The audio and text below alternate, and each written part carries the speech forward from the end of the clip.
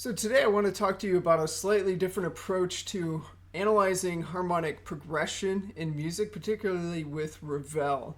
Now, Ravel was a more modern composer of the Impressionistic period, late 19th century, early 20th century. And, normally we analyze harmony with Roman numerals. Okay, what key are we in? And then what are the Roman numerals of that key? Is this a major chord, a minor chord, etc.? Now, when you get into the Impressionistic period and even into the 20th century, a lot of that, the lines get blurred, and it's more about sort of general harmonic shifts. Okay, so I want to talk to you about how to look for and appreciate those harmonic shifts, and particularly how in this particular piece by Ravel is by fifths. So some preliminary theory to get us started. We have the C major scale, okay, and it consists of those notes, those white key notes. Okay, now if I look at it this way, they're all next to each other, but I could rearrange it in a different order by fifths. And then the C would be, or the F would be down here. And so if I do that,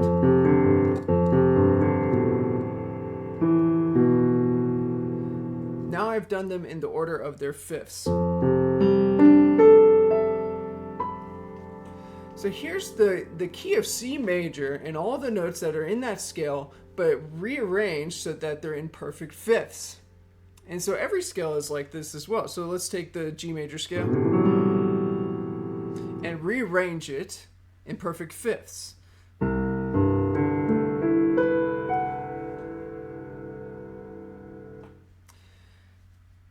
So let's take a look at Ravel's Tombeau De Couperin and the first movement Prelude. This piece actually starts with a subset of the diatonic scale called the pentatonic scale. Okay, if I take those five notes, C, D, E, G, A, I can rearrange those also in perfect fifths.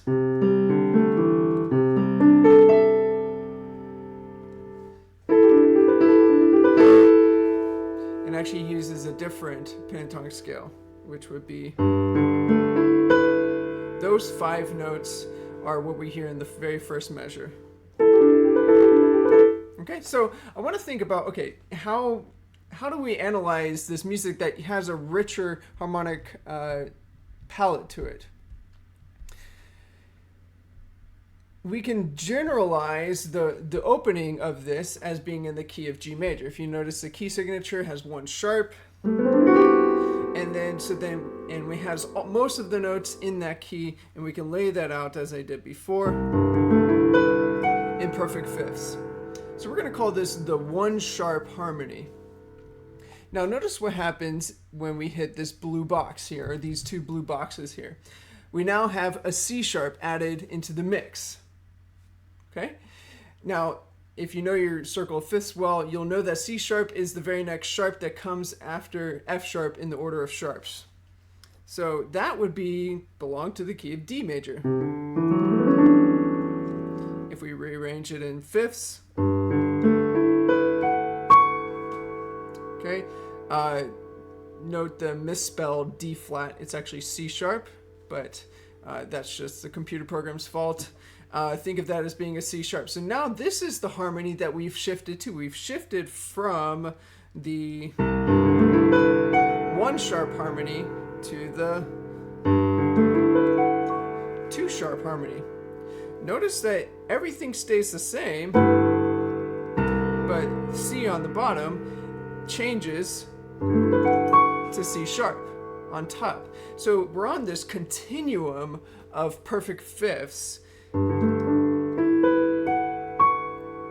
In other words, we can extend downwards by adding a perfect fifth below, or we can extend upwards by adding a perfect fifth above.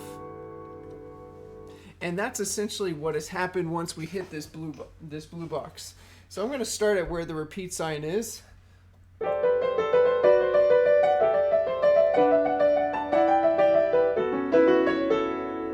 once we hit the blue box, now we hear the difference. We hear now a C sharp is in the mixture, rather than there being C naturals everywhere. So notice that it starts with the C natural, and then by the time we get to the C sharp, it's just a very subtle shift, almost a brightening of the harmony. So let's look further to see more examples of this kind of shifting, and he does this very thoroughly. That's just a small example to get us started. In this next example, he actually does it pretty much every step of the way, shifting either to the left or to the right, adding sharps or adding flats. So first, starting in the first measure of there. If you know your key signatures, we have a B flat in the first measure.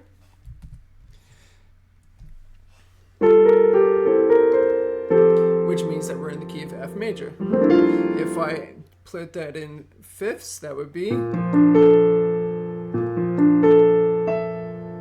Is that right?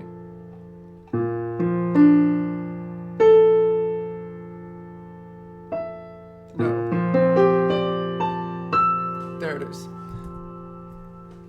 So that's the key of F major that's happening in the first bar. And then notice that at the very end of the bar, we shift to a B natural. Here. So no longer is there a B flat, as we have here, but we have a B natural that replaces the B flat. And so we have a very similar shift in our harmony. Whereas we had this before. Actually, I'll have to play it down here. We're going to replace that bottom note and actually shift over to the right of this continuum.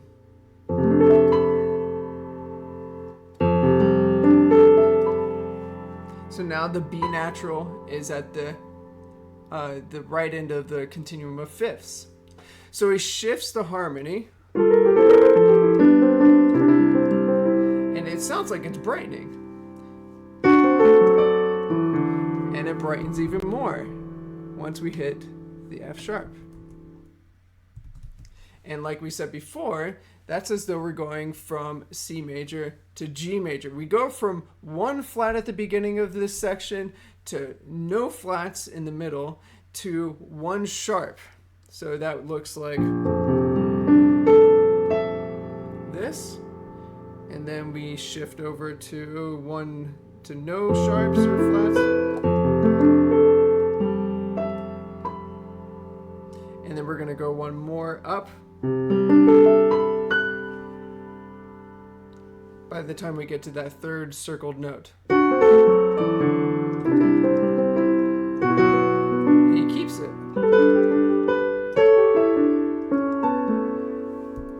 By the time we get to the next line here, now he introduces C sharp, and again that's the next sharp after F sharp. So we have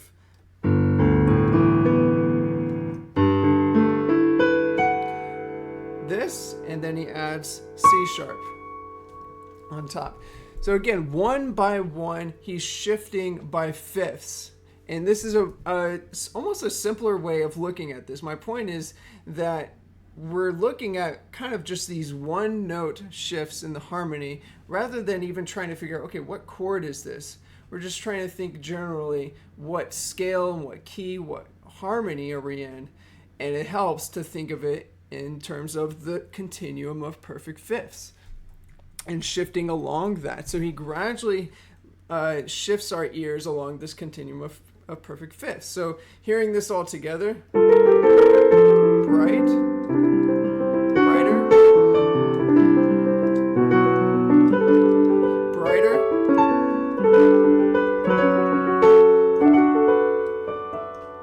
but then what happens here? It darkens. And that's because of the C natural. So he's now reversing the process. This C that we had, or C sharp we had over here, has now become C natural again. So now we're going to the left of the continuum.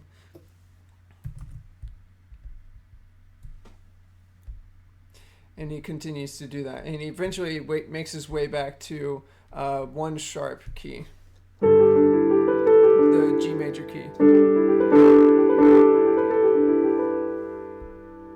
And then he adds a C below that. So notice this particular harmony here. This is a good indication that this is what Ravel has in mind, is these perfect fifths.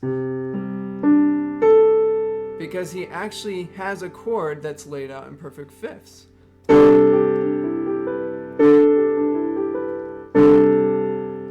And what he had before was this chord. Was mostly the same thing, but without the C on the bottom. Just G, D, and A. And he extends to the left with a darkening. And then he extends to the left with a further darkening. So one by one, he adds a fifth underneath.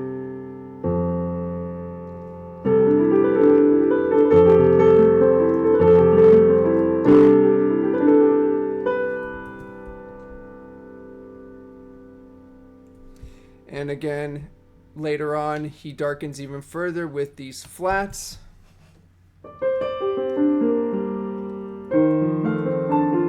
So now he has the E flat. So to recap where we came from, we started with these 3, and then he added C, and then he added F, and now in the circle that you see, he adds E flat, B flat, and E flat below that. B flat, E flat. One by one, he adds perfect fifths underneath, going to the left, going towards the flats of the harmonic spectrum. The last thing I want to show you is how this climaxes. I guess that's not quite so systematic, so I'll leave it there for today. Hope this expanded your mind a little bit to give you a new idea of looking at this particular piece, and you can see it in other pieces as well.